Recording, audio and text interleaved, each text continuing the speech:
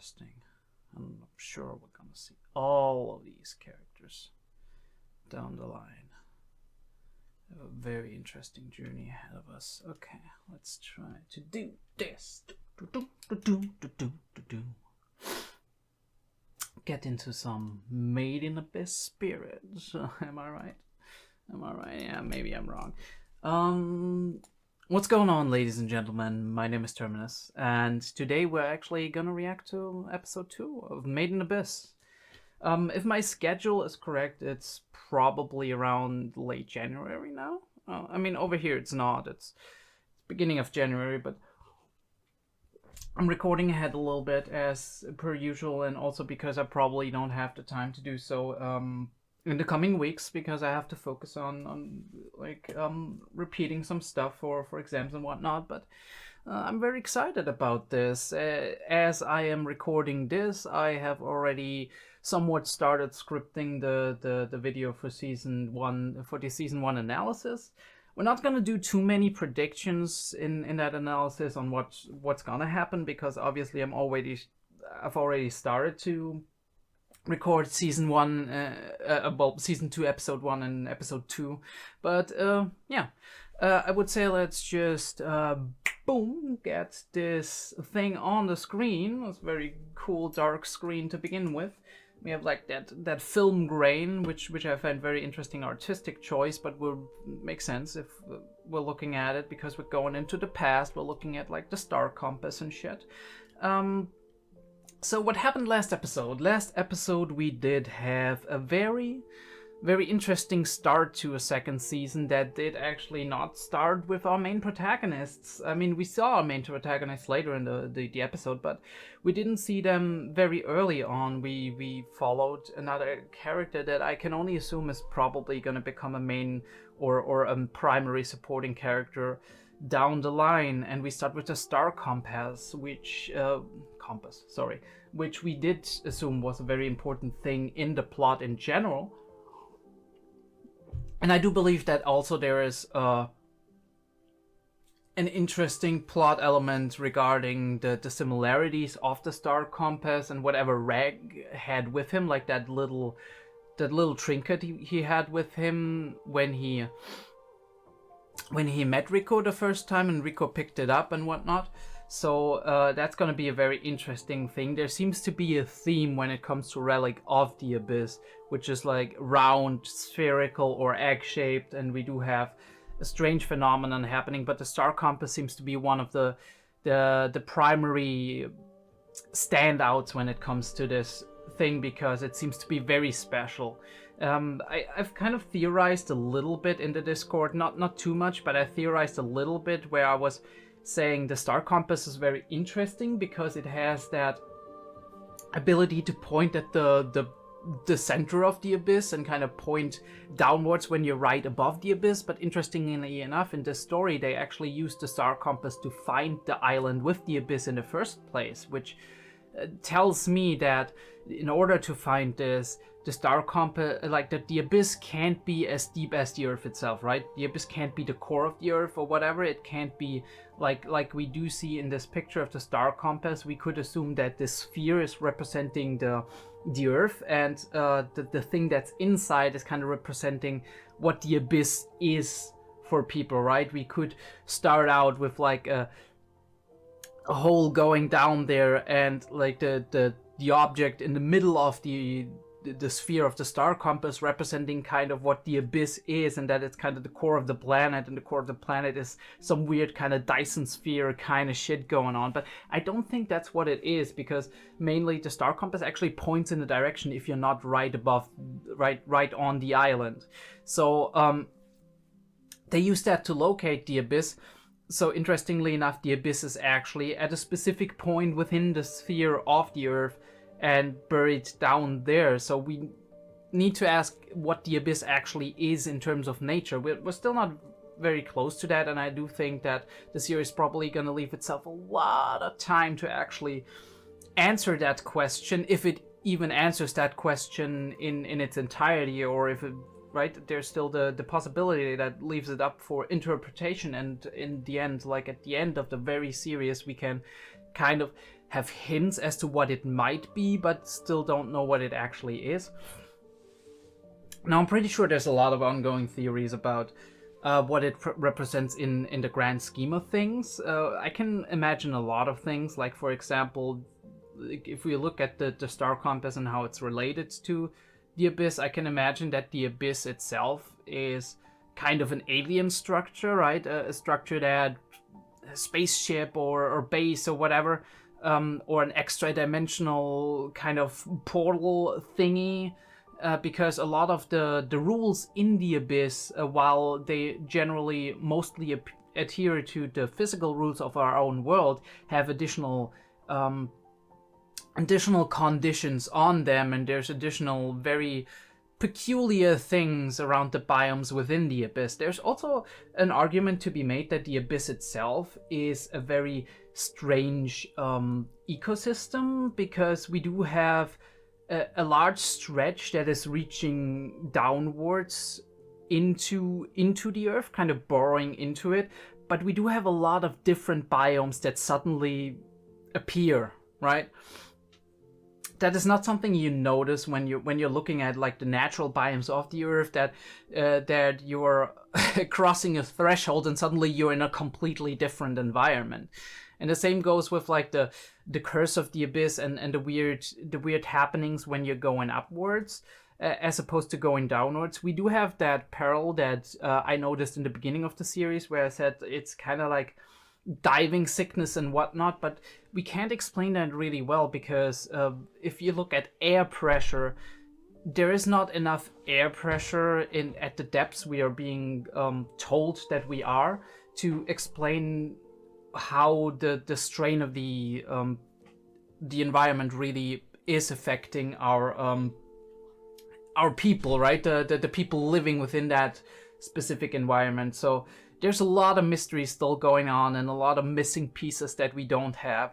One thing I do definitely know, and that is the last time we saw our protagonists going into the sixth layer and actually arriving at the more or less capital of the Unreturned, we saw a strange phenomenon that even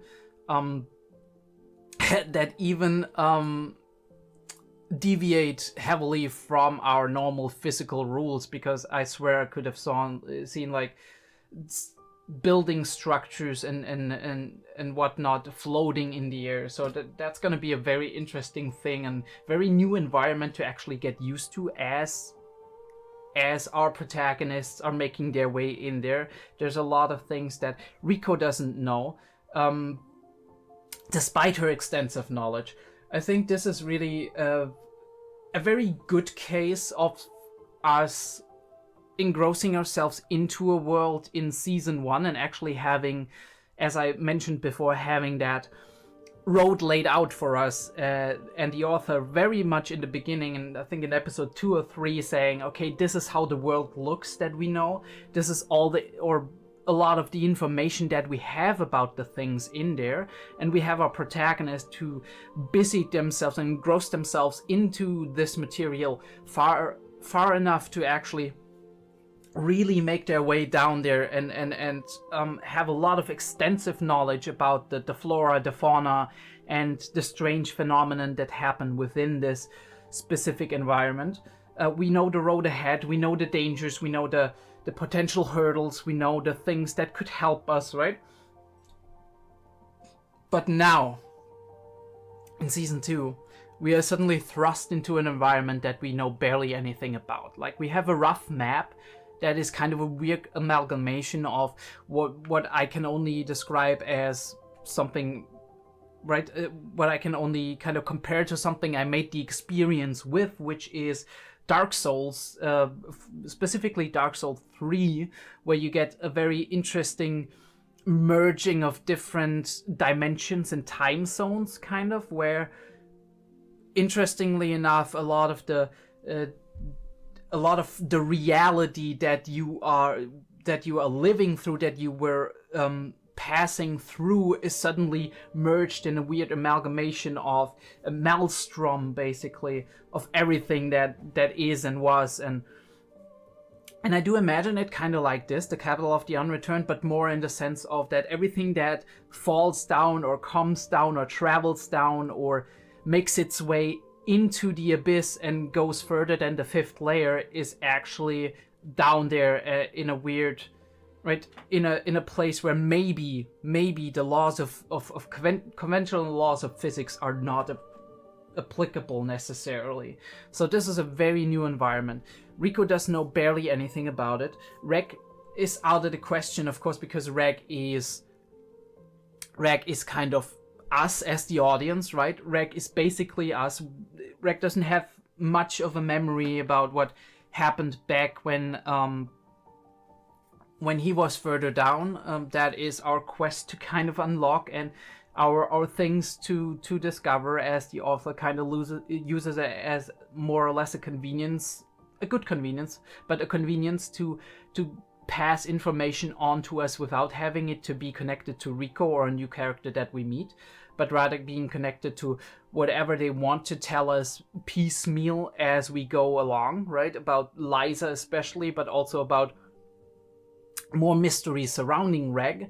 But Reg is kind of our insert character because Reg is very much a blank slate aside from being a very sympathetic character, right? Having those basic personality traits of being very empathetic and caring a lot about people, being very human despite his inhuman nature, and having a sense of duty, but also, right, having a hard time making decisions. All of these things that we're probably going to discuss in the season 1 analysis, because I'm having kind of like probably going to make character analysis and for a couple of key characters, and then go on to say what I personally liked about the season and what I expect and what I kind of, right, going into the season 2. But right, more on that in the actual video then. But yeah, we're kind of making our way into a completely new environment that could be very scary, but also could be very wonderful, right? There could be a lot of awe moments, a lot of moments of absolute breathlessness of the beauty that we see in front of us, and then that can be turned, right, from an elated, happy, ethereal moment suddenly into a very dread-filled, creepy, or threatening moment at a moment's notice, which is one of the reasons,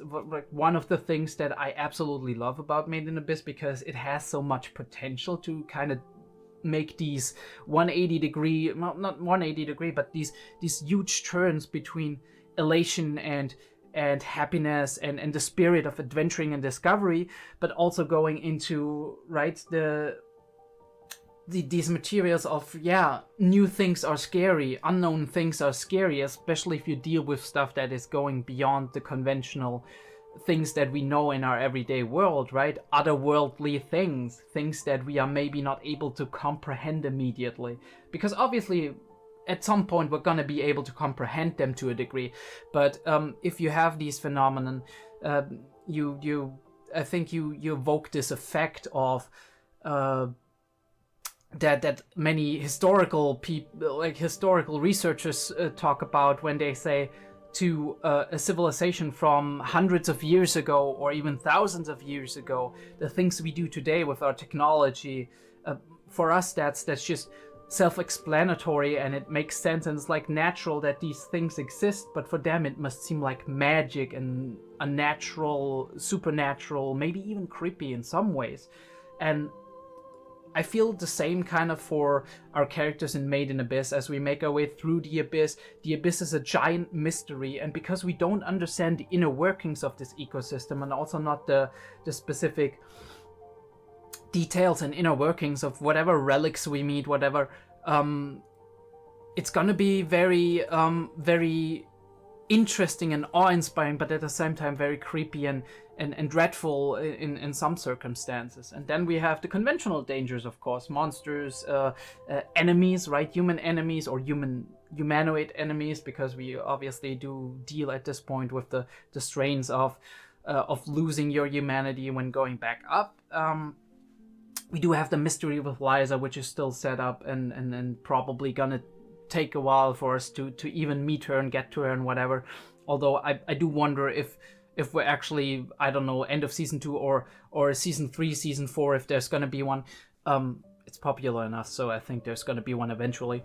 If we're gonna meet her, and maybe then travel with her for some time, or have a confrontation with her that is gonna define our character Riko here. To recap still a little bit about what mysteries I do expect us to at least partially delve into, aside from the obvious. We're gonna go piece by piece. One thing that's been clear very early on, and that continued as a theme throughout season 1 and then towards also Dawn of the Deep Soul, the movie, is that Riko is developing. Her motivations are changing, and not in a way that she's completely different than she was before, but more that her focus and priority of what she thinks is important in her life is changing, while her goal remains the same, right? Her goal is going down there as deep as she can into the abyss. Her initial goals was more connected to Liza, actually finding out who she personally is, right? A journey of self-discovery, but also who her mother actually was, because these things are intricately connected, at least on an emotional level, for us humans oftentimes. But also it's a journey of going down there because there's this subconscious pull that she has, that we find out in episode, I think 6 or 7 or something, that might be somewhat unnatural because of also Riko's unnatural origins. So this is a thing that I think is a continued theme that's going to continue. Then we have Rex's weird thing, where Rex's memories are lost, yes, but also we saw in the actual movie that excuse me for a second.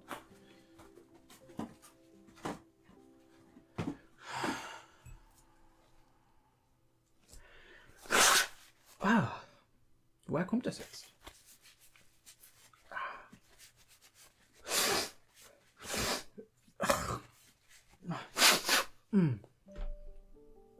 I hope this is not going to be a continued theme, to be honest.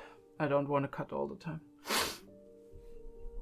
We did see in the actual movie that there's something within Rag, maybe even different entities that are within Rag that take or can take over. And where's the origin for that? Right? Are we talking about somewhat of a hive mind situation, or is Rag maybe intricately connected to actually the creators or originators of the Abyss, or the will behind the Abyss? Or is this more of a multiple personality kind of thing, where the personality split due to trauma or other circumstances that we have? Or is it a thing of ethereal nature, right? Do we have different souls of the past, of the Abyss, whatnot, within Rag? Because we do know that in the Abyss, it's very vague in terms of information, but we do know there's some kind of like 1,000 or 2,000 years cycles that are going on within the Abyss. We have that mentioned by multiple people, including as early as episode 2 or 3, when we learn about the praying skeletons, going further down as we learn about the fly trapping or the prey trapping mechanism of the goblets of giants, and we do also have it mentioned when Bondrewd is saying that we are at the precipice of a new dawn, right? The precipice, or like the preparations for the next 2,000 years are made, in his kind of words. So very curious stuff that's still gonna have to be delivered upon down the line. And then we have the mystery of our current episode, which brings me kind of to what I want to discuss. We do have this new character, which, by the way, very creepy shot I just put up here. We have this character who I don't think we know the name of. Again, I have looked through this like, I think 5 or 10 times. I haven't watched the episode back all this time, but I have watched it back 2 times, right? Or rather, I've watched it back an additional time after my initial watch, and I haven't seen her name mentioned. So I don't think we have the name yet, but she had a lot of history of of abuse, a bad childhood most definitely, and she's probably not as old herself, especially if we consider the fact that she's probably down there in the capital of the unreturned, which means that time is going differently anyway. But we have the star compass that seems to have been out there in the world somewhere at some point.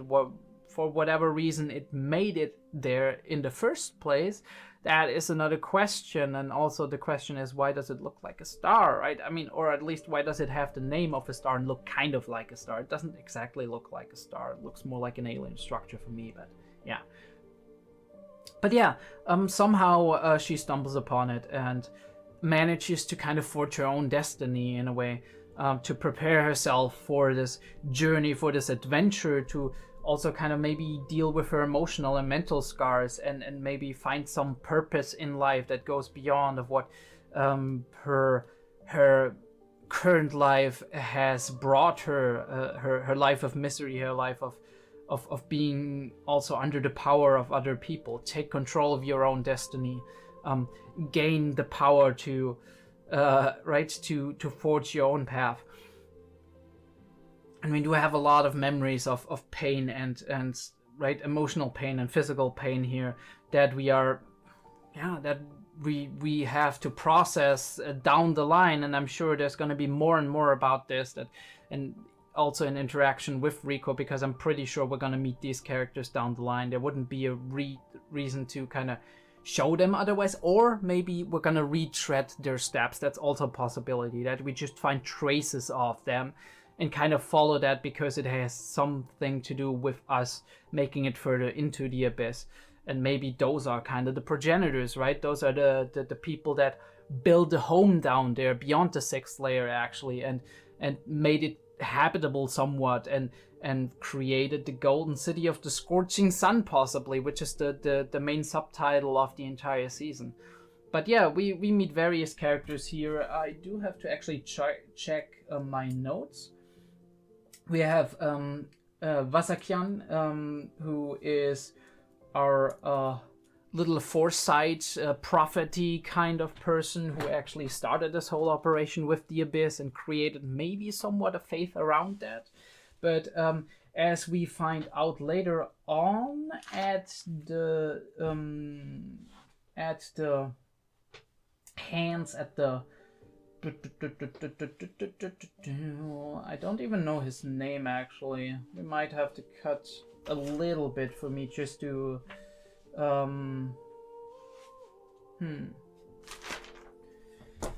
What's your name, my friends? Belaf, actually. Belaf is his name. And at the according to the words of Belaf, Vasakian here would probably even find the city, despite it possibly not existing. So that kind of gives us the idea that he's a leader who can kind of find purpose for his people, beyond what's obvious and beyond what they might initially believe in, right? He's able to kind of turn the fortunes and bring people under one banner, despite maybe there being things that they didn't expect, or disappointment, or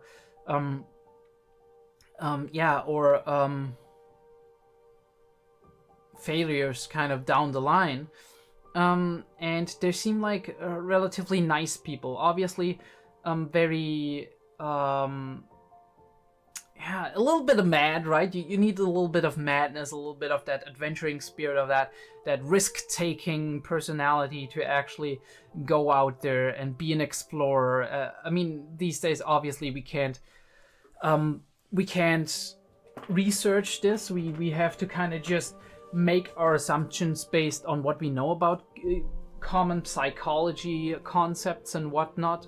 We can unfortunately not do any more than kind of guess at and retrace the steps of our progenitors, of the people that came before us and that actually had more or less places in the world that were still unexplored, that they ventured out into, that were absolute darkness, right? Absolute mysteries before we actually discovered them. But there's a certain tenacity and a certain spirit, and a certain a certain kind of leader and also a certain kind of people that it takes to actually go out there and risk all of this, risk your own life, risk your sanity, risk injury and tragedy and malnourishment and other things to actually explore a world beyond of what you can imagine. But they did that. Belaf here and our supposed main character of this little section of the story and Vasakyan, our leader, and we all make our way through the storm and we arrive at the island, not as the first people who arrive here, and certainly also not as the first people who live here, because there is natives, but look at this ethereal place, and they might actually be, right, no earth here, no, just nature, and it looks like a volcano, right? The entire island looks kind of like a volcano or like a crater where something landed, like a meteor crater or something. So this is a very cool visual as well, and we do see all of these amazingly detailed backgrounds.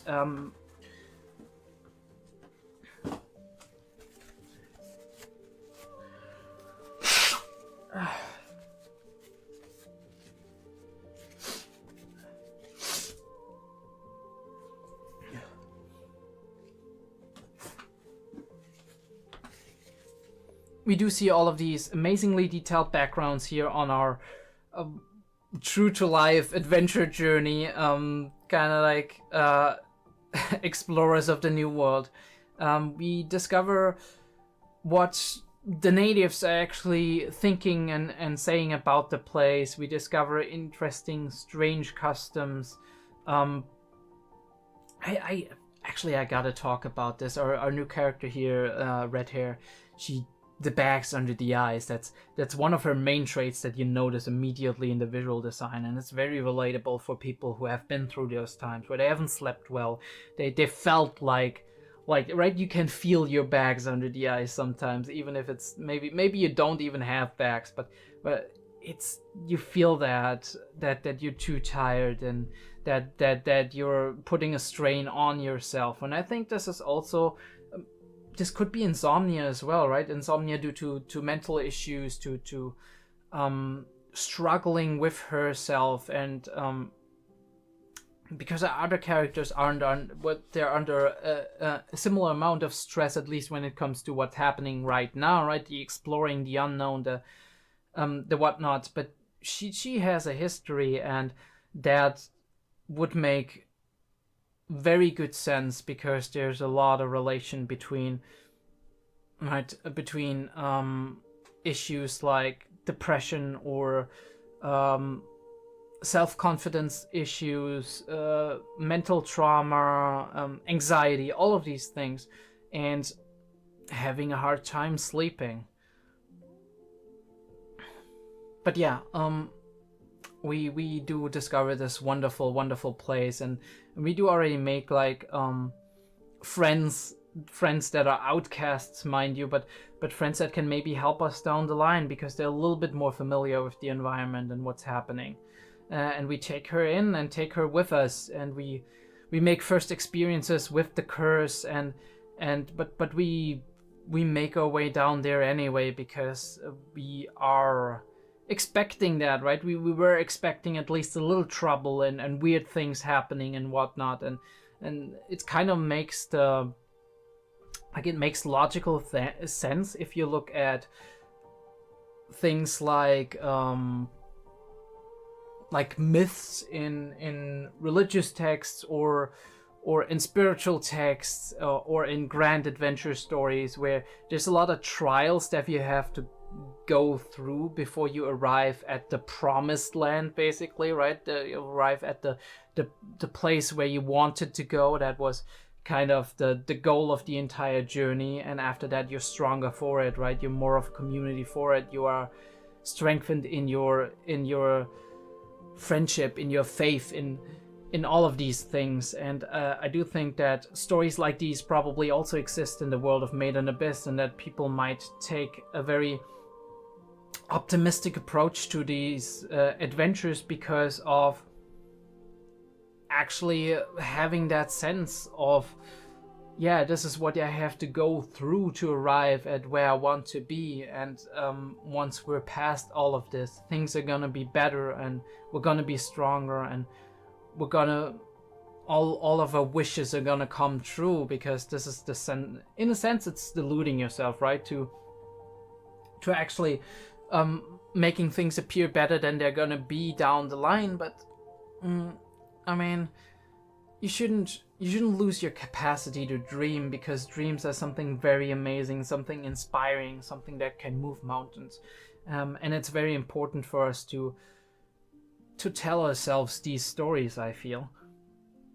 But yeah, they make the journey, and they go into the capsule, and they probably went through similar things as Rico and the others went through, because think about it, right?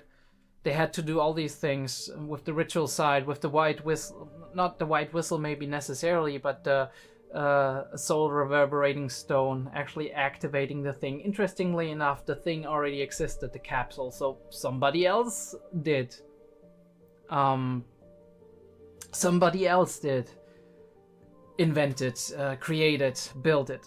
But yeah, and we use that portal, this is a very cool thing in my opinion. We use that jump into the portal of our center character in this story. Like we spent 16 minutes with this character, and bam, we transition immediately into where we actually get out in after Dawn of the Deep Soul with Rico and Reg and Nanachi making their journey down there. And this is our our metaphorical trip to heaven, right? Because we somewhat went through hell, and obviously what's down there is not going to be all dandy and glory and whatever, and we're through the hardest part. It's just going to be the start of the journey, but on a metaphorical level, this is how it is, and we've seen it in the movie, in like the credits section of the Dawn of the Deep Soul movie. Like, we're going through all of this giant sea, this mass of water, and it feels like we're going through different biomes that are very reminiscent of what we maybe would consider a journey to heaven, because at some point we get through the namesake of the entire layer, which is the Sea of Corpses, where there's a lot of corpses and bones and whatnot. And we do talk about how there's rumors about you actually have to leave your body behind, and only your soul can move on, and you can't return, right? So there's so many parallels to what we think about dying in heaven, that it has to kind of be intentional in a way. But yeah, Bondred is still watching us. Fun fact, there's another parallel that I actually just thought of, and that is Bondred said that after he offered his own flesh, there wasn't an ability for him to actually go further down, because the vessel, the whistle, whatever, it actually needs a live body to activate it, and his body was not considered alive anymore, despite of what he was doing with the Soholics. So very interesting that you have to be alive to actually make your journey down there, and then you have to leave your body behind, and then you're down in heaven, right? Or up in heaven in this case, right? You need to be alive to die and go to heaven. If you're dead already and you're not in heaven, well, shucks, it's right? Bad luck, man. But yeah, very, very interesting, all of these parallels. And the visuals are amazing as always. We make a little doo-doo joke. It's mildly amusing, but I think it serves well to kind of break the tension and get us to just relax a little bit. And then we make our way down into, again, all of this shining light, right? The art, in a way, does very well represent what image it kind of wants to convey, which is, interestingly enough, I didn't notice that in the first watch of the episode. We go into from the Sea of Corpses, which is very deep blue, we go into this lit up place that is very bright and shiny, looks like heaven, but we did see bubbles just now, which means maybe we're still floating in some kind of fluid. And the question is, can we breathe in there or whatever? That's going to be our new journey. But it's very... Right, and we do have the vessel here, which is absolutely... I mean, what did they have to do? Did they have to experiment themselves, or did they discover, right, things that they did before, right? There's the question of, did we move into, like, as we were making the journey down there, did they grow more fanatic? Did they grow more unscrupulous as they went down, and at some point they arrived at the point where they were like, okay, we just have to do this, and then they sacrificed somebody. Who did they sacrifice? And there has to be kind of a close connection between them, right? There has to be like love and them willingly offering themselves. So there's a very interesting element here as well. But we step out into this landscape, and yes, apparently we can breathe, and apparently there's more of an air because we see the smoke coming here. So very, very interesting, but maybe it's conceptually different as well. And we see all of these floating structures that don't necessarily have to be floating in the air. Maybe there's some other things, but it looks very otherworldly, very, very kind of lost afterlife, purgatory, heaven, whatever. But yeah, we're at the capital of the unreturned, and now we have to find out where's the golden city. Well, we don't know that as 𝐏𝐢𝐏 and 𝐕 and whatever, and we're not searching for that as 𝐏𝐢𝐏 and 𝐕 and whatever. But it's gonna be a very interesting journey down the line. It's gonna be very much a thing of discovery.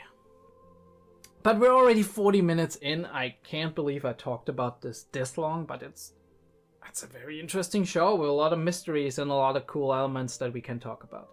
Anyway, guys, if you... Well, no, we're gonna start it like this. Guys, there's two versions.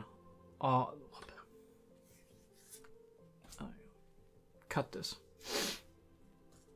Alright, folks, there's two versions of this reaction. There is my edited reaction right here, which I hope you... I mean, a lot of you people do really enjoy it, so I appreciate that you do watch it. There's a lot of work that goes into it because I know a lot of people are enjoying these edited reactions. So I'm putting the work in and trying to make sure you guys have what kind of format you really like. But there's the edited reaction here, and then there's the picture-in-picture in the description down below. Choose whatever you like. I don't have full opacity in the picture-in-picture. It's just out of respect, because I think it's very important that this is not a replacement for the source material. If you haven't watched Made in Abyss, please support the official release. Get it on your streaming services, depending on what country you're in.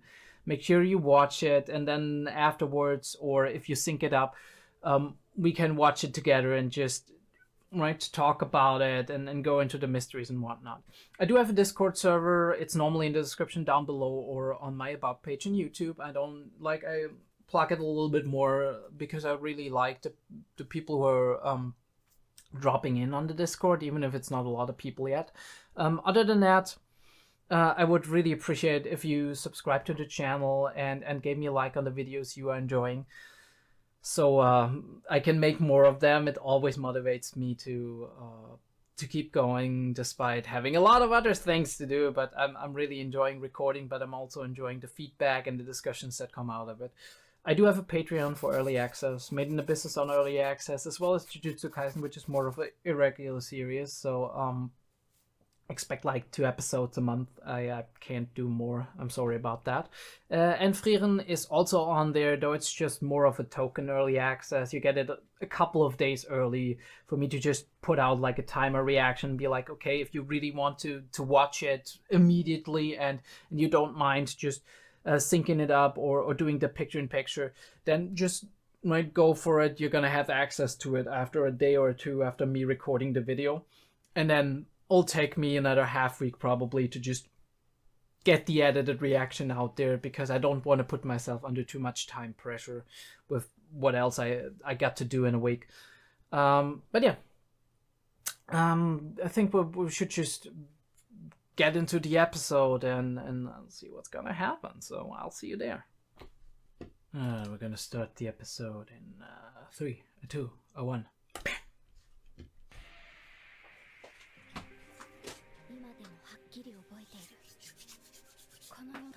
Not of this world. And we have the narration of the new character that we haven't met. Beyond human or beyond humanity.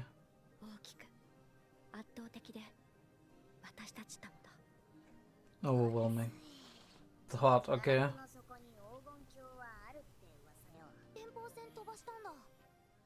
Did they though?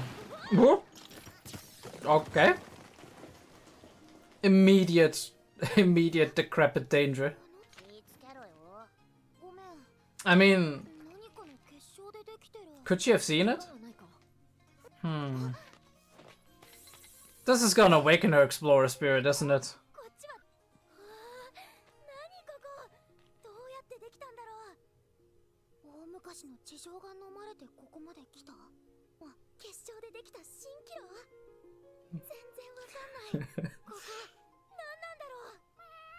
Oh, she's gonna go crazy.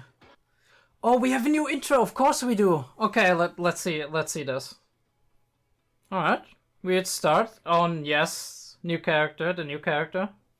CG, I don't know if I like that, but the pan out is cool. Ah, first person. Fate will reach its end.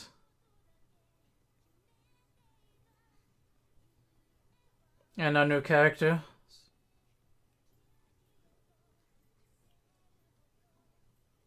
Memories.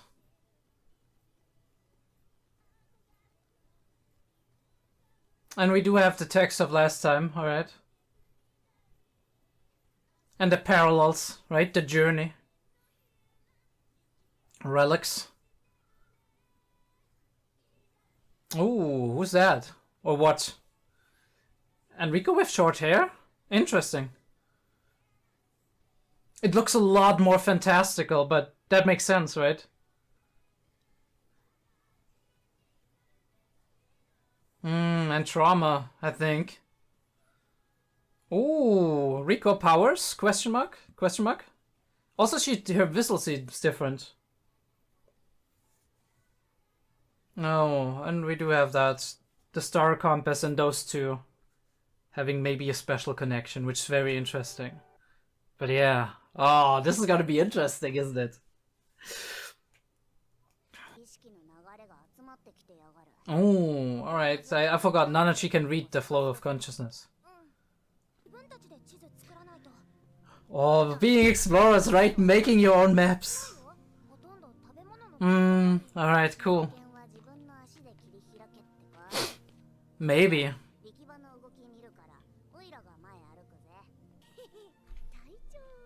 Actually, I'm gonna stop it here.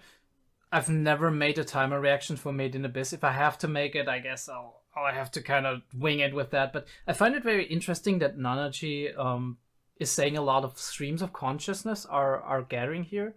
That tells me that maybe something about this myth of the Abyss, right? That if people die, the soul wanders back into the core of the Abyss, and the Abyss kind of puts them where they want it to be, or at a place where they, right? That some of that might hold a grain of truth, right? Every great story has a grain of truth, and I do think maybe there's something to it, that just maybe there's a lot happening with just souls scattering down here, right? I mean, it can also just be people being trapped here, not being able to return upwards, so there has to be some kind of constant population down here. And I think, like, also the strain of insanity when it comes to going further down into the abyss. There might be additional effects of curse, whatever. But I think it could also have a lot to do with souls, right? And individuals being down here in some shape or form, and more of a spiritual thing.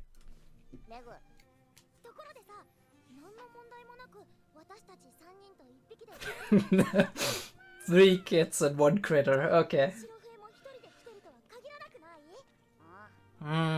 Okay. Wonder if they're gonna be this nice.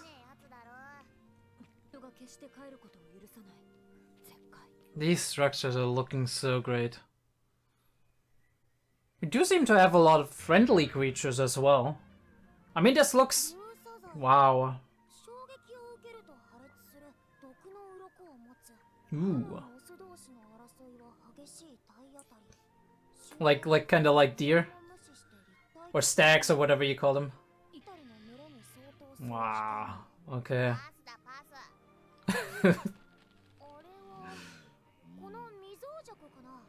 Docile, okay. I mean, every environment needs its predators and its prey. The question is something else eating the eggs as well? I mean, sorry, Rico, that is kind of... Alright, what was that? Something happening. Almost seems like fire. Okay. I have a bad feeling about this. The fuck is happening?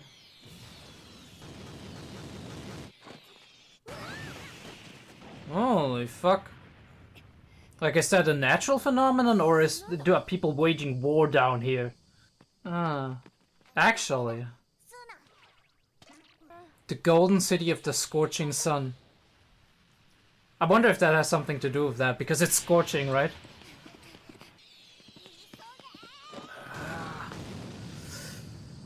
Oh, okay, yeah, okay. Geothermal vents. That...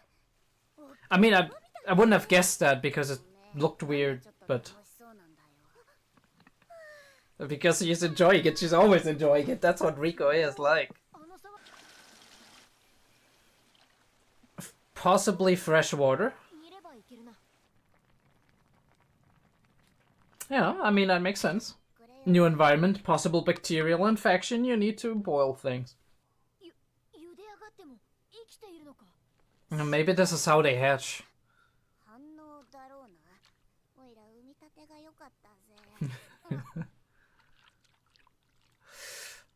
Down the hatch it goes, I guess.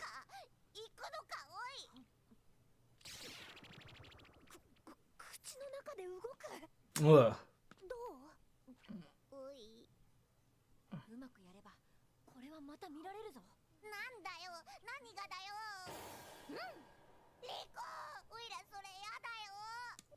Okay, what are we doing? What are we doing? I'm... Ooh.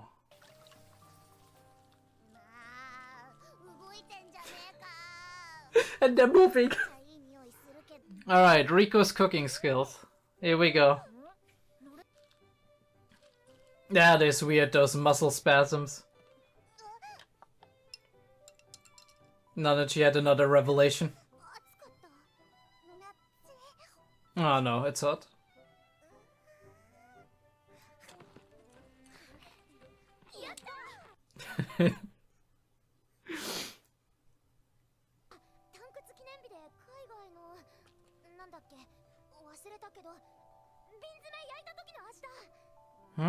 Okay.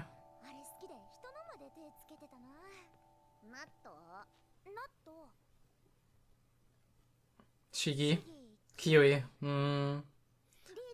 Leader, 𝐸𝐷. That is a sad thing, I guess.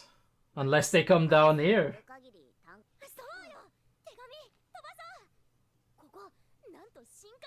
Yeah, but how do you get it through the sea of corpses? Right? Does word even get up from there? I mean, it must be, right? Team Rico.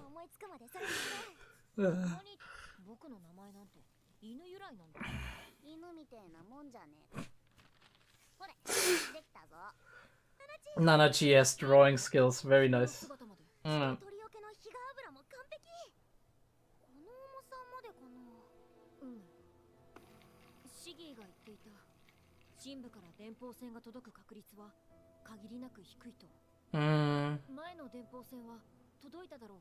I mean, it did. We know that as the audience, but...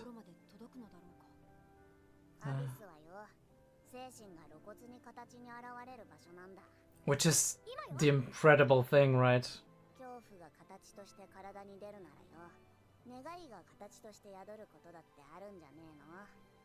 That is an interesting interpretation of what the curse and other things in the abyss are. Oof. Rip Bozo.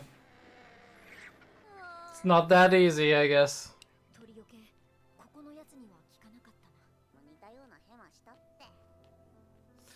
You know what you said, Rico. Just gotta send as many as you can.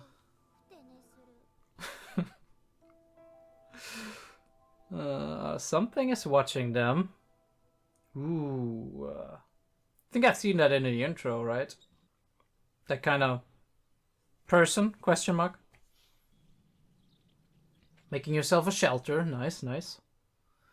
And we're using like the arms of Reg again for it. Oh, Reg, you're gonna get it when you wake up.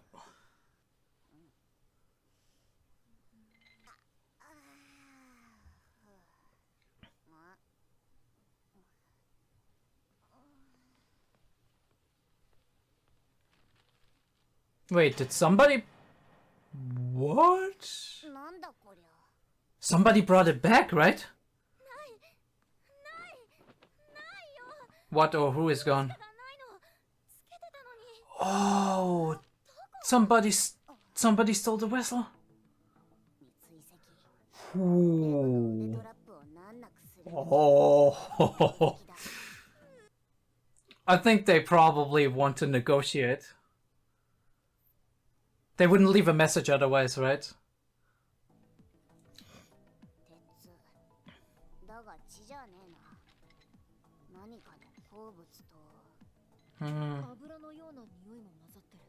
So they are intelligent, right? We can talk to them. Alright, Rico, it's time to get serious. Oh yeah, Reg sent, of course. And again, the environment, the layers, right? Front layer, back layer, 2 back layers, right? Or 3 maybe even. It's incredible. Like, the work that I had to put into that is insane. He's kind of like a dog. I mean, you're not wrong. You're not wrong, Nanachi. He kind of is. I'm really enjoying the new color palette, by the way. It's really cool. Oh, you're gonna open it up? Alright, fair enough. Make sure to wash the knife next time you prepare a meal, okay? The fuck is that? Looks like hair.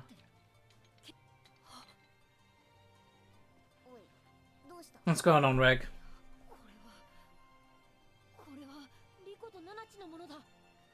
What?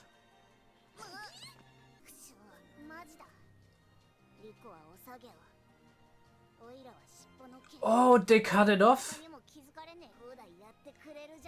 Alright. Weird. Yeah, very creepy.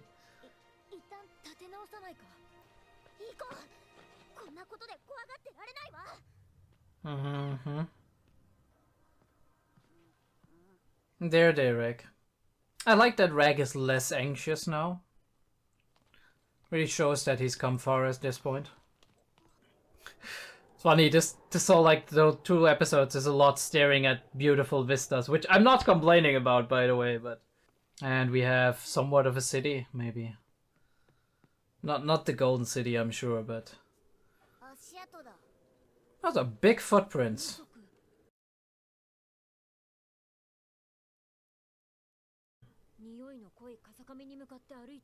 I'm really a big fan of, like, seeing lost civilizations, right?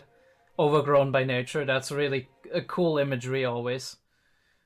All of this imagery kind of reminds me of some of the shit I've seen in the past, which really inspires me. Like old ruins overgrown by roots and grass and whatnot, and moss is really amazing. Even in real life, but also in artistry. This entire show looks like a painting. What is this bridge? Yeah. Looks like the backbone of something. Oh, it's the symbol. I mean, yeah. The note basically says, come find us.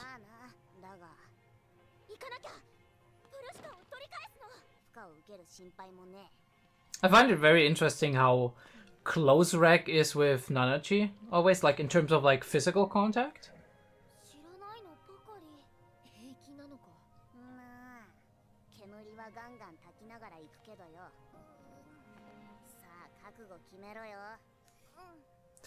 Yeah, not always.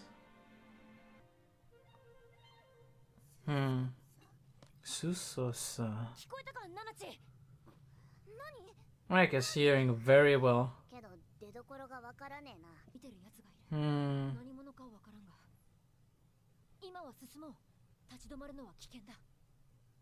Alright.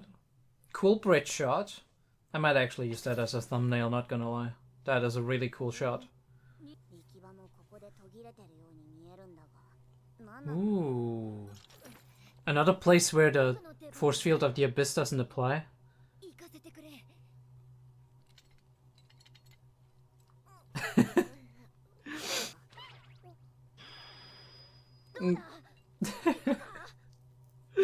Minya just went through it, was like, holy shit, Drake.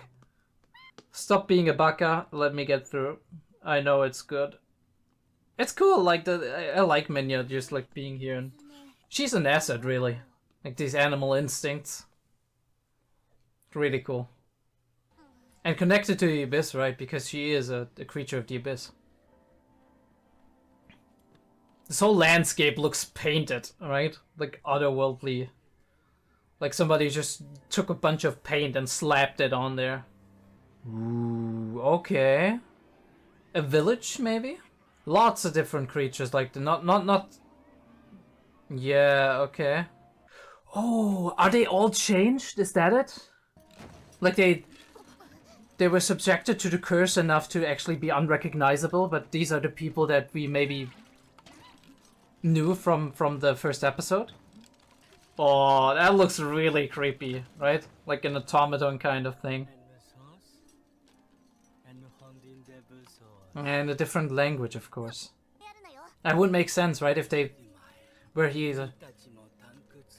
Oh, but they can say, they can speak the language. 𝐏𝐢𝐏𝐬𝐨𝐫.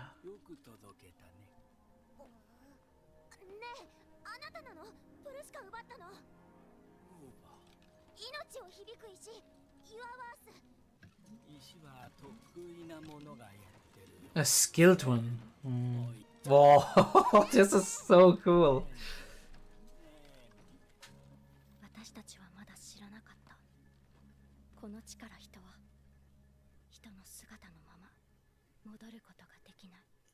Oh, okay. And we have an idea.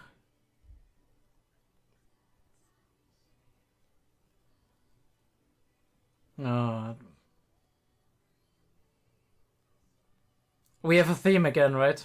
Love, connection, living on, changes.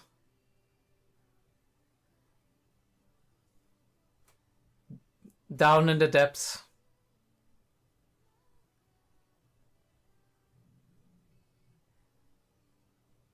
Going different paths, right? Involuntarily, basically, right? Loss, going through suffering, right? Moving on after somebody has passed. A lot of poetry in there as well, right? The endless night of woe.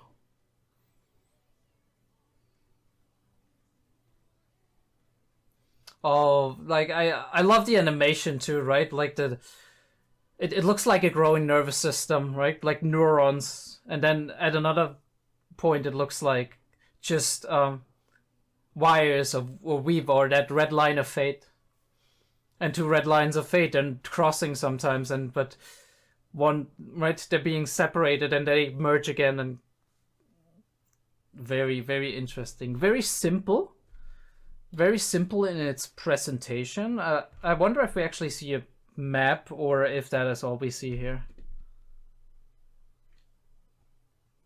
Alright, no, this is all we see here. We're actually, we have lost the map, which, okay, that makes sense. We don't know what's down, we don't have a map yet, so we don't know where we are in relation to things. But yeah, more and more mystery as we go on. We're in a brave new world with strange beings that all change their physical form, probably. And I'm kind of suspecting that probably some of these people we're gonna know, because they might be part of the expedition that we met in episode 1. And that could be a really cool concept. But yeah, as always, the art is amazing. The music is great. We have a little bit more of a slow episode here, but that makes sense because we're exploring a new environment, right? It's like in a video game, if you're doing the main story, right? If a lot of things are gonna be happening because there's a lot of priority things happening, things that have to make us act, that we have to act upon. But at the moment, we're in exploration mode, right? We're going around the map, we're uncovering new secrets, we're getting used to the environment. We have encounters. I mean, obviously, video game talk here, but it has the same thematic concept, right? We do explore a new environment. We need to find our way, get ourselves familiar with it, learn the rules, survive as well, of course. But yeah, somebody made contact and actually not only stole a white whistle immediately, which is like, God fucking damn it, but also left us a note, which means, hey, if you make it here, maybe you'll get it back, right? There's this underlining tone of, that's not how they interpreted it. They were like, must take us for fools or whatever. But for me, it's like, hey, you're gonna come here, right, where the symbol is, and then you're gonna know you're in the right place to actually look for what I've stolen or what I've taken. They might not even have stolen it in their mind. There might be a different interpretation of this, of them taking it back or doing what needs to be done with it or whatever it is. So, right, we're gonna, next time we're probably gonna have this confrontation of, hey, why did you steal that? Why did you take that from me? What's this all about? And we have a lot of other interesting concepts that are gonna be here. But yeah, folks, I will see you on YouTube. I hope you'll tune back in for the discussion so we can look at what we might be expecting in the next episode and what might be coming up. Yeah.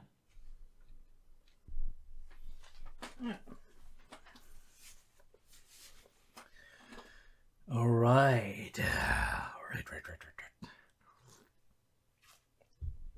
Let's talk about this.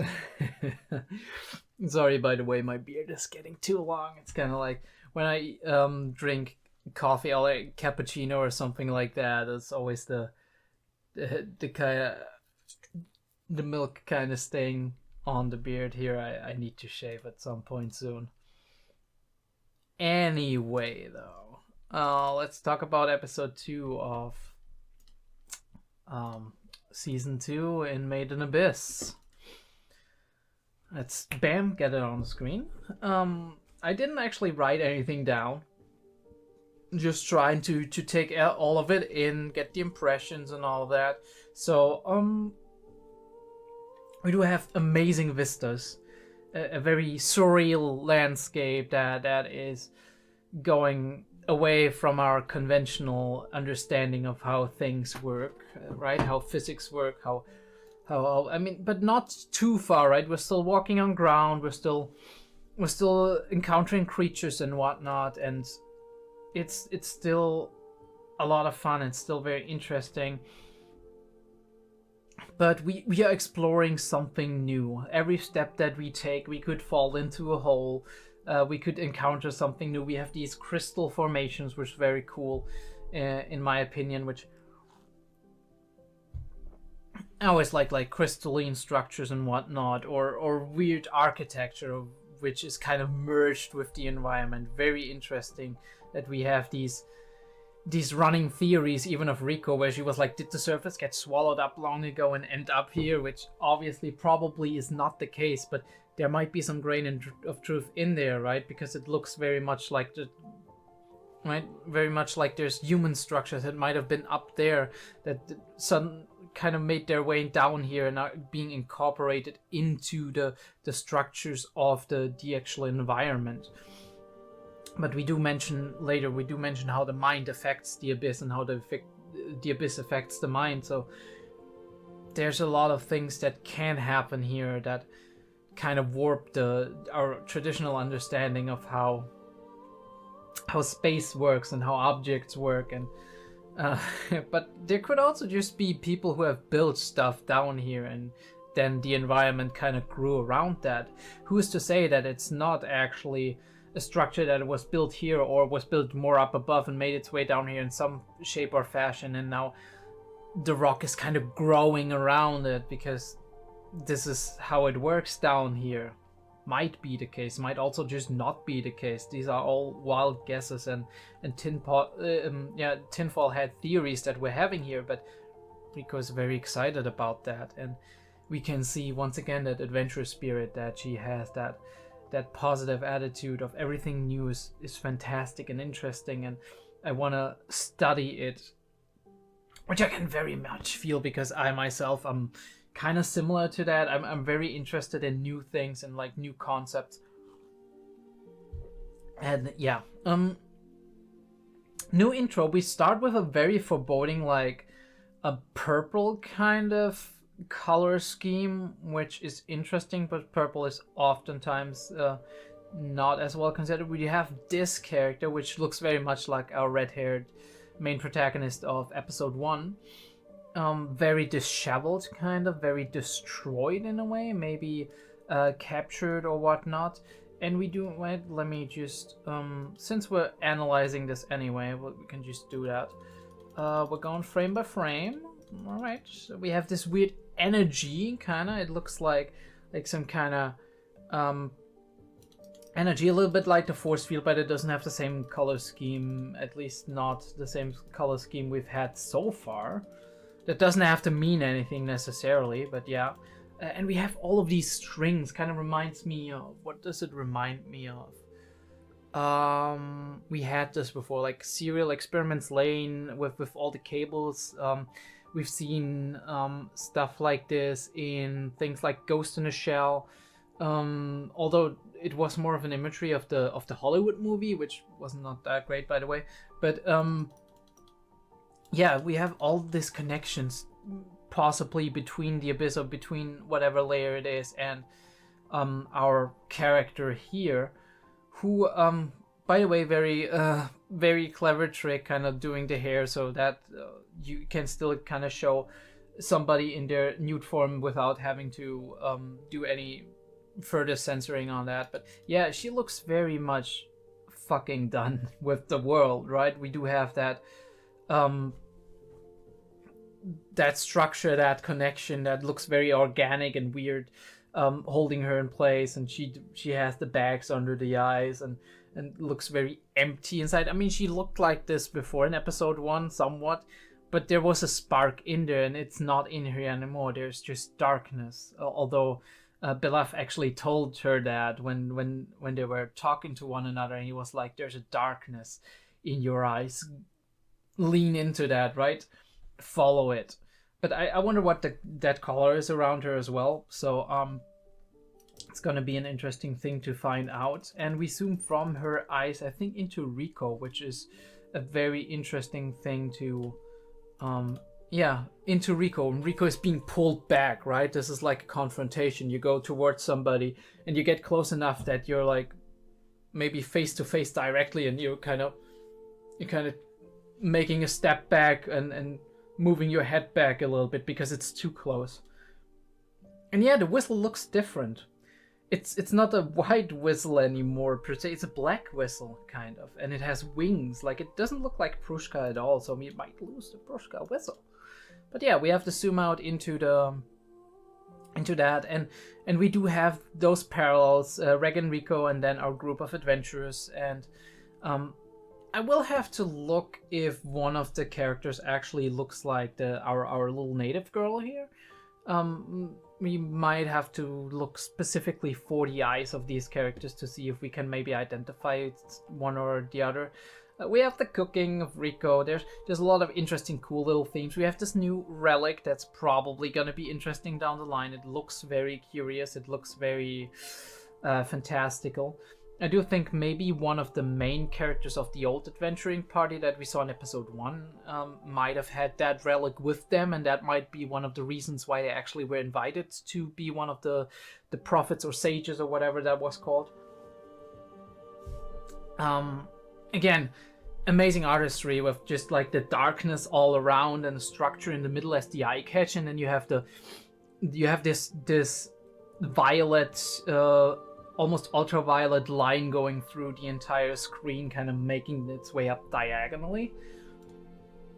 And it's moving, so it looks kind of like a scan maybe. like a scan motion. We have a lot of interesting things here, right? Lights breaking into the abyss. We do have, again, the parallel of arriving here. Interestingly enough, the flash into Belloff's eyes, which are a very beautiful color of blue, and we have now the focus on her. I think that's actually the girl, right? That's actually the native girl. Right here, I'm missing it a little bit here and there. But this might be actually a Nana-Chi-Miti situation with the girl. I don't know if it is, but it certainly could be, right? Here, that's most definitely the girl who underwent some physical changes, and you're kind of holding a compass or something. We have the symbol again, which will be very curious. We have Riko actually riding on one of these people? I don't know. And she has short... Wait. Does Riko... Yeah, Riko does have green eyes. Yeah, she has short hair here. Very interesting. Very cool. We do already see kind of like the flash forward for the, like the physical changes or other things. I really like that look on her. It looks really cool, right? Like it looks less naive. It looks more... Also more kind of applying to her nature. She's like... Riko is very... I don't want to say tomboyish, but more like tomboyish, right? She's going into kind of the area of just wanting to do a lot of adventuring and being very right, action first in that regard. Very temperamental as well in some cases, although she's obviously also has all of these other aspects of herself that make her a very layered character. But yeah. Then this creature, which don't know who that is, and this, holy fucking shit, what are you pulling out of yourself, man? Whatever it is, this stuff that I just saw looks kind of like the stuff that Bondrewd was kind of shooting at Reg in the end of the Dawn of the Deep Soul movie. It's very weird. We do have a lot of apparent like friendship-ish moments here between the new people we've met and Riko, as well as Menya. We do have that little flash to Miti and Nanachi and to our tribal girl. I don't know what the name of her is again, but we'll have to see about that. A giant automaton, right? We can go into a lot of like cool I don't want to say otherworldly, but cool fantasy areas that we don't necessarily can go into in a traditional show. Because, for example, if you have a traditional fantasy show, it's very hard. It's doable, but it's very hard to sell also the technology angle of like having automatons and robots and whatnot. But we can combine that here, right? And if you have a sci-fi show, it's very hard to incorporate a very cool and impressive fantasy elements into it. And yeah, these two looking at one another, that's gonna be a very impressive thing. And this thing, which is definitely not the same species as Menya, but looks kind of like a Menya kind of deal, right? Like a little pet that they took care of and whatnot. And I'm sure we're going to see more and more of that story. By the way, very cute how she's holding the flower, or they're both holding the flower, and Belaf kind of has a lot of flowers in his hair, and you know that they did it to him. All right, and we have our leader, even heavier bags under the eyes. I wonder if he's gonna turn antagonist or villain or some shit, or if it's just like maybe he had to sacrifice himself at some point. And then we have, right, again, we have the little tribal girl being like, possibly happy, but we have the screen moving away from our red-haired main character who's like, no, don't go away, right? I don't want you to go out of my reach. So there's a very interesting thing here. I think it looks like Prushka, right? It looks like Prushka. So this must be the Prushka whistle. So it blooms into something else. It changes as well. Very interesting. Wonder if that like episode 3 or 4 is gonna give us more of a an idea. I don't know, I couldn't identify what it looks like exactly in terms of like shape or form, but it's definitely very cool, and we're gonna look at it again down the line. We do see like Rico kind of triggering some kind of force field reaction-ish thing, probably with the help of the whistle, so I wonder if there's gonna be a power unlock or something like that.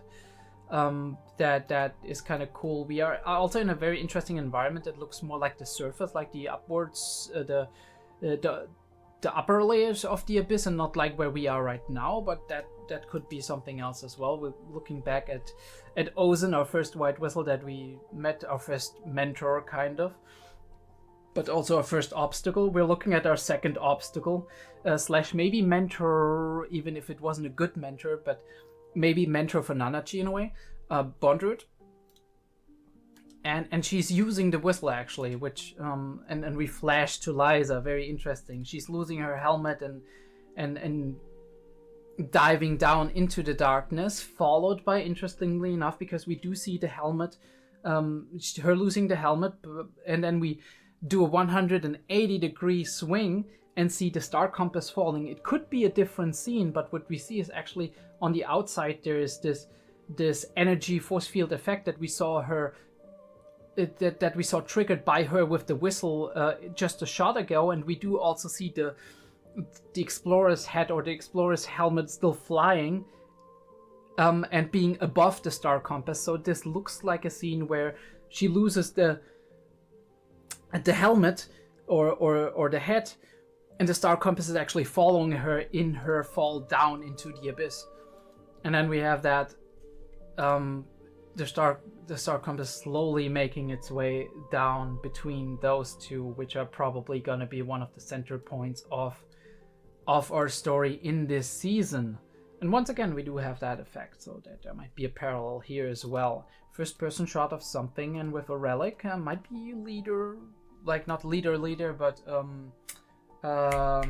Vasakian, the leader of the old adventurers party. But yeah, very interesting, lot to dig into. I love the shots here, right? The structures, right?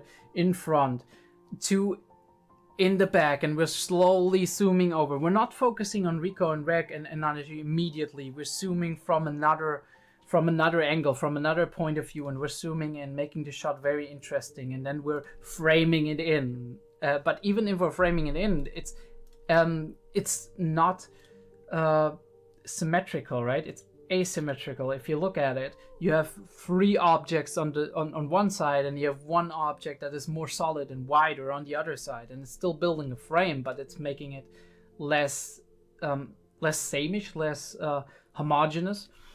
Again, very interesting angle, but the angle could also, in this case, the angle is from weird kind of what the fuck pyramid heads kind of animals. Let's not meet those if we can avoid them. I'm kind of afraid what they're capable of. But yeah, we're kind of looking at it from an upward angle. No, downward angle, kind of like looking from an upward position. It's very cool how they make the structures, right? How they create that depth where you're having the frontal layer of your point of view, then you're having the middle layer, which is kind of where Rico and Rek and Nanaji exist in, and you have that not just like a flat layer, but obstructed by different pillars that are kind of symbolizing and showing you where the ceiling of this entire frame is, and how big these pillars are, and how far away you are from the individual objects on the screen. And then you have the side layer, which is like further back and down, where you see a little canyon on the side, and you have that somewhat of a distant layer, right? Like in a video game where you're going through an environment, and in the distance you kind of see the mountains or whatnot, and they're a little bit less sharp, they're a little bit less defined, but you can still see they're there, and there's depth there. If you would go there, there would be more that reveals itself to you, and that creates this amazing just environment that we go through. And all of these structures look very, very much like a mix of human structures and nature taking over, and yeah, them being merged in ways that seem very unnatural, because either people must have build these structures out of the formations that they've come out of, or actually there must be some supernatural thing happening of them two kind of merging. Yeah, this again, amazing. This looks so incredible. The patterns that are in the stone, it looks very much like it's a piece of rock, a big piece of rock, but it looks wooden, right? It looks like it's out of a tree or something, or if the rock formations, I know there's rock formations like these, but they look so fascinating. But again, you do have these human structures that seem, one thing that human structures are very, very known for is that they're almost trying to create perfection, right? While nature is often seemingly somewhat random and has random elements in them where you can't see a clear pattern all the time. You always can see somewhat of a pattern, but you can't see the clear patterns, and they're interrupted, and it's different, right? Obviously there's structures in nature that are different that also seem very structured, but a lot of the human buildings, a lot of human constructs of architecture are made in perfect circles, perfect squares, perfect ratios. Nature isn't. So it's very, very interesting to see these mixes of the different kind of styles.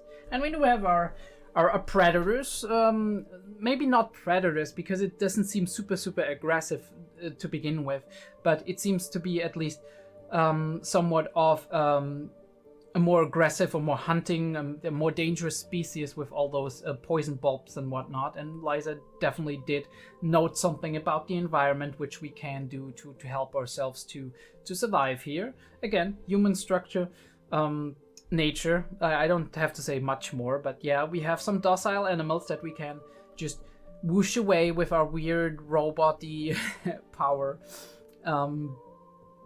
That animals would possibly be afraid of course. And then we get some eggs that we can maybe make for ourselves. But here we do have these vents. I didn't identify them as such because they seem very human-made, right? We do have a perfect explosion that ends in just a lot of stuff spewing. But yeah, I mean, it makes sense that those might be look like huge bubbles. That's right, Rico. That's why I didn't identify them as geothermal vents immediately. I don't know if they actually look like that in real life. I feel like geothermal vents would look more like kind of randomized explosion, more like in geyser or something, but with lava probably. But I'm not sure. I've never seen, like, I'm not an expert on stuff like that. But they seem to nest in places very, very close to that because they like the temperature, which is also why, I mean, apparently they died, but not like they still have a lot of muscle tissue that's still kind of moving, and it gets into the weird territory where you're like, okay, I'm eating something, but it's still moving. I mean, there's food like this in real life as well, but it's kind of really creepy. On the one hand, from the aspect of I'm possibly eating something that's still alive, which is very cruel if you think about it, just biting into it and it's feeling the pain and whatnot. But also, if you think about just something moving inside of you, that makes you squeezy, right? It's not something that we like, because I think one of the main associations we do have with that is just parasites and whatnot. But yeah, we boil it for safety. 𝐏𝐢𝐏 does try it. Enrico makes some of her specialties, right? She takes these rations that everybody's like, well, they don't taste great. They're nutritious, but whatever. And she kind of turns them into a stuffing, kind of, to not a stuffing. I don't know. How do you call that? Into a coating, right? And kind of they're frying it. I wonder what oil they're using here, because you can't do that with water, but very cool. And it's still twitching. Okay. But yeah, Nanachi continues to be impressed by Rico and her cooking skills. And we have some wholesome moments, just kind of sharing information, wondering what the other guys on the surface are doing, and kind of thinking back that we're probably never gonna see them again, although there's the possibility we do, not only if we go up again, which is very much not set in stone. I know that, we know that at this point, they're like, by all means and all we know about the Abyss, there's no return, but also if they come down, right? That's also a possibility. Who knows? I mean, who knows where the story goes? Maybe at some point we're gonna get a spin-off, or we're gonna build it into the story that one of the characters or a couple of the characters that we've met up there, they're gonna come down here because they have their own quest, they have their own reasons, right? Now, Rico went down here, she might have given a reason to one of those characters that we met along the way, that we build this relationship, this friendship with, to come down because they're seeking out Rico, just as Rico was seeking out Liza. But in the process of all of this, we might arrive at a point where it's more than just finding Rico, but at this point it's just the thing itself that is driving them forward, which is the case for Rico here at this point. At least she realized as much in the last movie.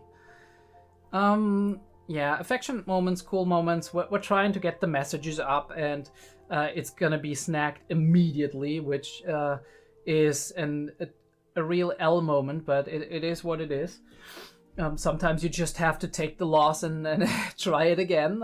Rico said that in the beginning of the entire series, you just have to send up as many messages as you can. I think they have to do that, but will they do it? We don't know it. So far, they have only sent one message, and that one arrived, and this message just didn't. So depending on how much material they have to write and what they want to do, obviously it's going to be time consuming to constantly send up messages, but I think it's worth the try at least to keep doing it. But you need to consider that you need to go through all of these, like the Sea of Corpses and whatnot. You need to at least maybe find a way to make sure it has a chance to get through there, so that it might reach Bondrewd, and Bondrewd can send it up if he wants to. If he wants to keep the knowledge for himself, maybe he won't.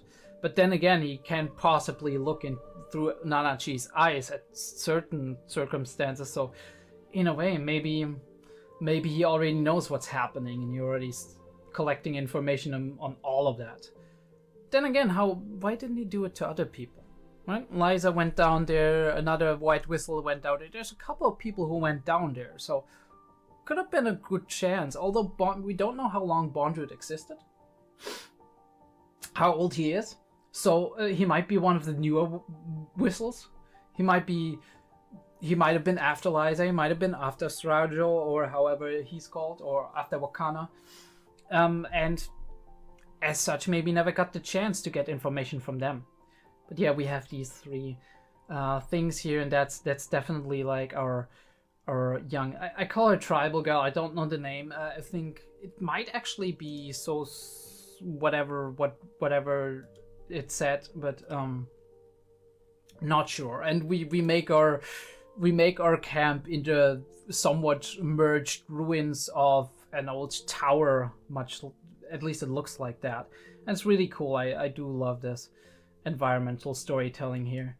And we have a message. As I said, I think that was an intentional message. It was basically, come see me or some shit, or go there. We need to go there. For some reason, they wanted to lure us there, be that for nefarious reasons, or be that for just seeing that there's new arrivals in this environment, and having noticed that and being like, you know what? Don't do the things we do. We had to explore everything and then found out the hard way that X, Y, Z. I rather just steal something from them and lead them there, and then they get the exposure, that they get the exposition they need to actually make informed decisions down here and be aware of the dangers that are present. But yeah, Reg uses his incredible talent to sniff out the thing. We I don't know about leaving stuff like this in a butt of a little small creature that you have sewn shut. It's kind of very weird, but I don't know. I mean, it makes sense in a way. It also doesn't. There could be better ways to leave something like that, but we'll see. We'll see what happens. Again, this is amazing. look at this shot, right? The depth of it, like it's a very narrow shot from a vertical perspective, right? And it's very, very wide and horizontal.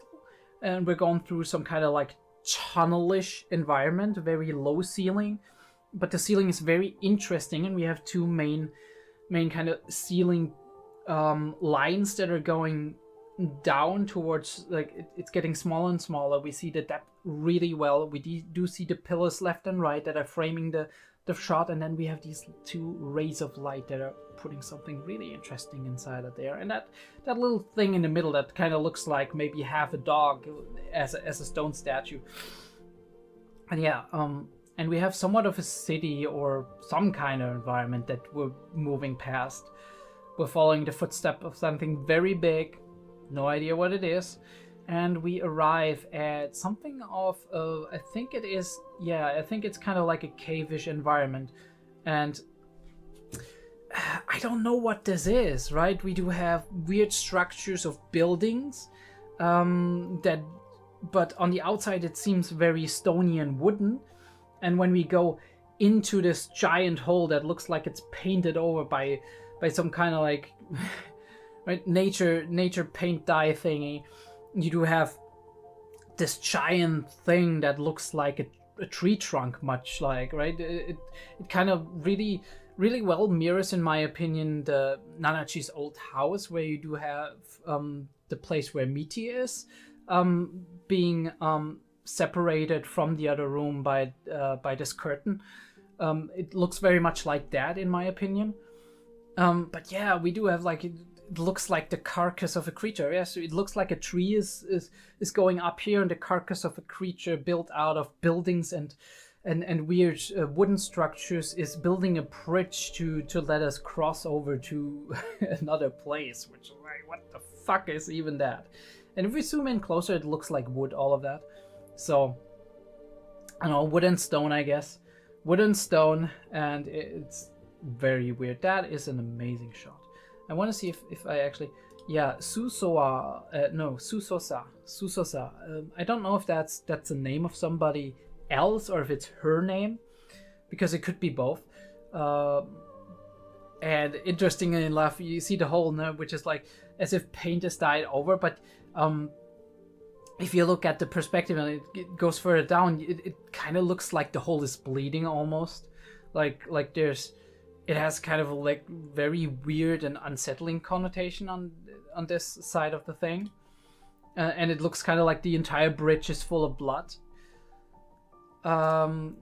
Rek has very good ears. I actually had to check why do they do that? Why do they start burning that stuff?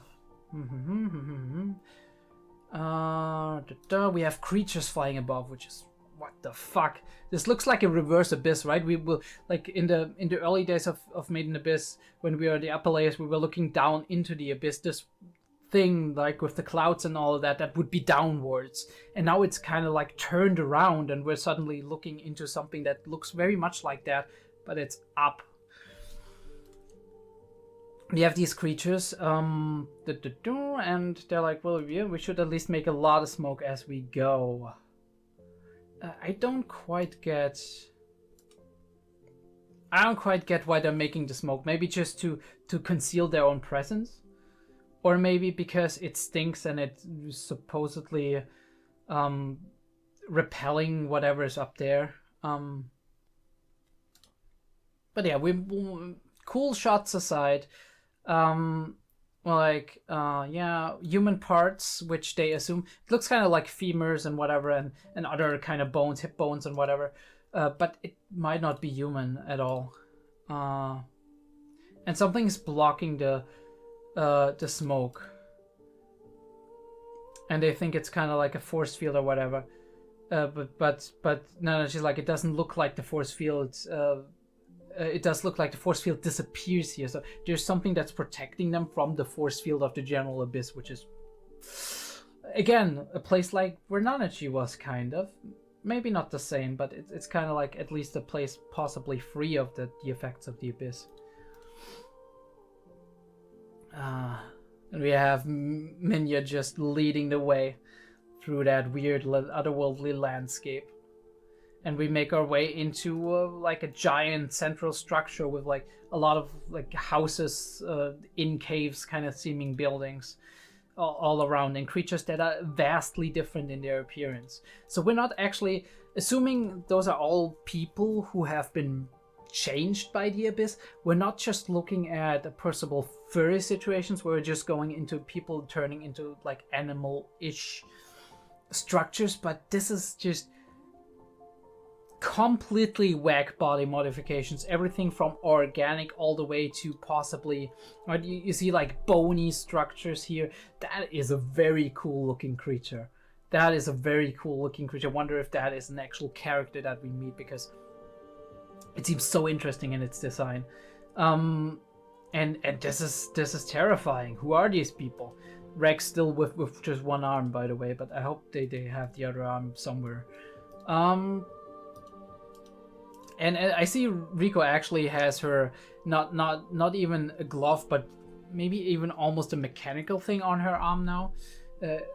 Yeah, and we do have this, which looks kind of like not organic. It looks like a puppet or some mechanical thing, right? Talking to them. I don't like and don't love the CG, but it's effective enough to just show us that this is not something that is very fluffy or animalistic, but rather very mechanical and automaton-esque. Which if we should assume that this is somebody who got turned into that raises a whole new slew of questions about what actually the Curse of the Abyss is and how it works. Because I had this thought earlier. In a lot of ways, the Curse of the Abyss, as we think about it, has changed over the course of time. And for me, it has opened the question of if the Curse of the Abyss isn't just a giant, like, scientific experiment, right? Where you do have just a certain power or effect that is used on the entire environment of the Abyss, on most of them at least, aside from a few distinct parts. And all that's happening here is us starting with layer 1, just having like the thing on 0.1% and then tuning it up more and more as we go, which would make sense in the way of just that the curse's effects are being increased over and over, and at some point we just land on these extreme effects. We start with vomiting and go over to hallucinations, bleeding, then it goes over to the loss of sense of self, then it goes over to the loss of your outer structure, right? So everything that is maybe a thing that just modifies your body, and in the beginning it's so low that the effect it has on you is actually very mild. You're just vomiting. You're not used to this different kind of feel you have, right? The different radiation you're put under, or the different like effects. And the more you go on, the more it just modifies you. But I do wonder if the ultimate goal of this experiment was just how far you can go to reach a certain goal, such as maybe changing your entire being in a way. And what that tells us about whoever or whatever set up this effect, if it has a will, of course, if it's not a natural phenomenon. But yeah, very cool, very interesting, and we're being led somewhere because I still don't understand what they're saying. I was like, what's your deal, dude? And we don't understand one another, right? So, but they have met cave raiders before. He says, 𝐏𝐢𝐏 is my name, 𝐏𝐢𝐏. I heard that before, but I'm not sure. I mean, it's obviously not one of our 3 main characters from the adventuring party, so. And it's like, you all brought it to us, which I assume maybe is the whistle? Maybe they don't understand the word steal, or possibly he's like, this creature's just like, no, we didn't steal anything. And Rico's trying to just kind of just specify and be like, this thing, you know, and they're kind of looking like they're thinking about it, and a skilled one is doing the stone. A skilled one is doing the stone. Could mean a lot of things. It sounds very weird. Maybe they're modifying it and working on it, and maybe there's rituals around that down here. Maybe they know more about the stone than we do. and that is why we need to follow and just and find out what it's all about. And then we didn't yet know that humans can't return from this area and maintain their human form. Now, the person who speaks that could be future Rico, but I don't think it is. I think it's more likely. It's very hard for me sometimes to identify and clearly match Japanese voices, especially if I haven't heard them yet, or I haven't heard them precisely, and I just have to guess what kind of voice that could be. But it could very well be our red-haired protagonist from last episode that is talking about how when they encountered this area, they didn't realize that the human form couldn't be maintained when returning from this. So this kind of gives us the idea that maybe they tried to return, tried to go back, or maybe have found a way to go back and then just found out the hard way that it's not, or that it's very much only possible with a form change, kind of. But an interesting thing we see here with all of these people, all these creatures that got changed, is they're much like 𝐸𝐸𝐸, right? They retained their sanity. So either the curse of the abyss didn't have any effect on them, right? The curses, and they just got the blessings, or they found a way to revert some of the curse effects, or maybe this layer has completely different rules when it comes to all of this. And that's going to be a new mystery to find out as well. Not a lot of character development in this episode, which makes perfect sense. We are at the place now, we are at the position that we are in a new environment, so the focus is on that environment. The focus is on the people there, the focus is on what awaits us here in terms of expectations, dangers, things to discover, things that we need to discover, things that we might want to discover, people we meet, new friendships to make, new acquaintances, new antagonists. All of this is going to come towards us now and is probably going to be talked about and kind of processed in the next couple of episodes. And after these episodes, then we can have events happening that, right? I mean, down the line, we will certainly, on the side, always have things happening within the thought processes of our main characters, but also after a couple of episodes, we'll probably meet obstacles, meet new challenges that will change our characters fundamentally and progress their character development, be that for Reg, for 𝐸𝐸𝐸, for whatever. I think Rex still has to get his memory back. Rico still has to find her, or continue her finding herself in terms of the conclusions and the motivations behind her journey and what she takes from it. And obviously 𝐸𝐸𝐸 still has to, I mean, 𝐸𝐸𝐸𝐸 is just enjoying her adventure at the moment, but at the same time 𝐸𝐸𝐸𝐸 also has a lot of things to work with in terms of her history with Mitty, in terms of her own emotions going in, and maybe things you discover down the line. Maybe Mitty could have been cured, or no, right? But regrets, things to look forward to, things to hope for.